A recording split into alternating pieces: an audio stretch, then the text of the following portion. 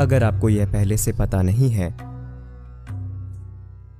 कि योग परंपरा में शिव को भगवान की तरह नहीं बल्कि आदि योगी के रूप में देखा जाता है, इसका मतलब है कि वो पहले योगी हैं और आदि योगी यानी पहले गुरु भी हैं। तो क्योंकि वे प्रथम गुरु बने तो स्वाभाविक रूप से उनके शिष्यों और भक्तों का विकास हुआ।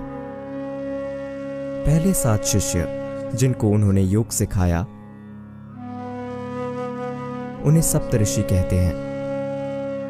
एक दूसरे शिष्य थे भृगु।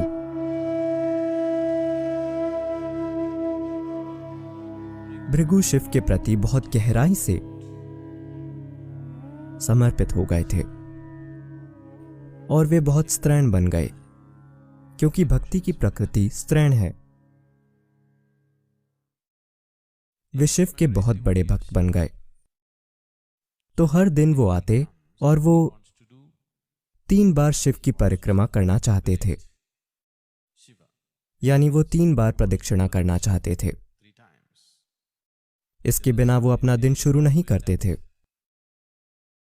और पार्वती वहीं पर थी। तब तक वे भी पूरी तरह से आत्मज्ञानी बन चुकी थीं। लेकिन भृगु उन्हें पूरी तरह से अनदेखा करके सिर्फ शिव के चारों ओर घूमते थे, उन दोनों के चारों ओर कभी नहीं। तो पार्वती को इससे थोड़ा गुस्सा आया।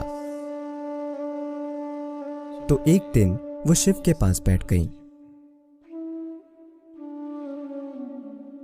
तब भृगु आए और देखा कि पार्वती के चारों ओर घूमे बिना शिव के चारों ओर घूमने का कोई तरीका नहीं है। तो उन्होंने पार्वती से थोड़ा दूर हटने को कहा।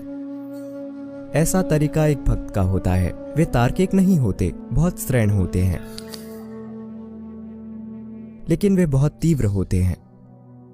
पार्वती ने कहा, मैं दूर क्यों हटूं? उन्होंने कहा, मैं सिर्फ भगवान के चारों ओर घूमूंगा, आपके नहीं। भृगु ने देखा कि सिर्फ शिव के चारों ओर घूमने के लिए जगह काफी नहीं है, तो उन्होंने खुद को एक चूहे में बदल दिया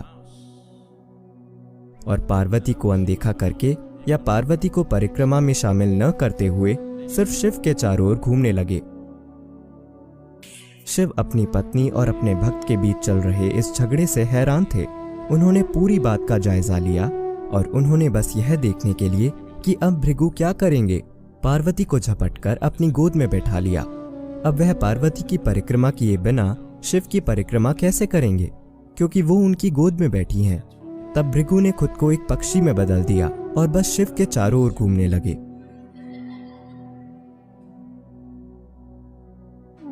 और शिव इस भक्ति से पूरी तरह से चकित थे। एक भक्त खुद को किस तरह अभिव्यक्त कर रहा है, इस बात से वे बहुत खुश थे और साथ ही हैरान भी थे कि इस भेदभाव के कारण पार्वती किस तरह परेशान हो रही हैं।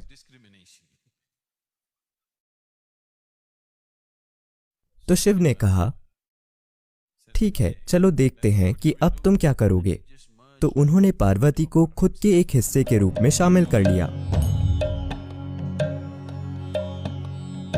शिव आधे पार्वती बन गए थे और आधे स्त्री आधे पुरुष। वे आधे आदमी आधे औरत हैं। अगर कोई यह जानता है कि इसे पूरी सीमा तक कैसे पोषित किया जाए, तो यह आधा पुरुष आधा स्त्री बन जाएगा और ये ऐसा ही होगा। तो इसे अर्धनारी कहते हैं, जहां वे आधे आदमी और आधे औरत हैं। तो उन्होंने पार्वती को अपना एक हिस्सा बना लिया, बस ये देखने के लिए कि अब भक्त क्या करेगा।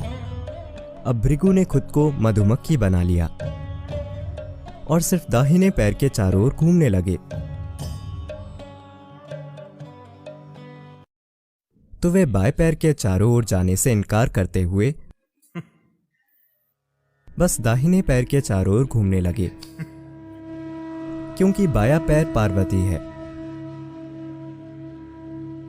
फिर भृगु की भक्ति का यह बचकाना तरीका मनोरंजक और अच्छा था, लेकिन साथ ही शिवा नहीं चाहते थे कि भृगु अपनी भक्ति में खो जाएं और अस्तित्व की परम प्रकृति से चूक जाएं। तो वे सिद्धासन की योग मुद्रा में बैठ गए, जहां उनके पैर या उनके शरीर के किसी दूसरे हिस्से की परिक्रमा करने का कोई तरीका नहीं था। If he has to do it, he has to do it for both these principles of feminine and masculine. अगर उन्हें ऐसा करना है तो उन्हें इसे नारीत्व और पुरुषत्व दोनों ही सिद्धांतों के लिए करना होगा। तो इसी तरह से यह शरीर ऐसा बन गया है कि यह आधा पुरुष और आधा स्त्री है, या पुरुषत्व और नारीत्व बराबर अनुपात में है। अगर कोई व्यक्ति जानता है कि इसको कैसे पोषित करे, तो हर इंसान में दोनों पहलू पूरी तरह से सक्रिय और जीवंत रहेंगे। अगर हम अपने इन दो हिस्सों को बराबर तीव्रता से स्पंदित होने दें, तो हम में से हर एक अपने आप में 100% पुरुष और 100% स्त्री हो सकता है।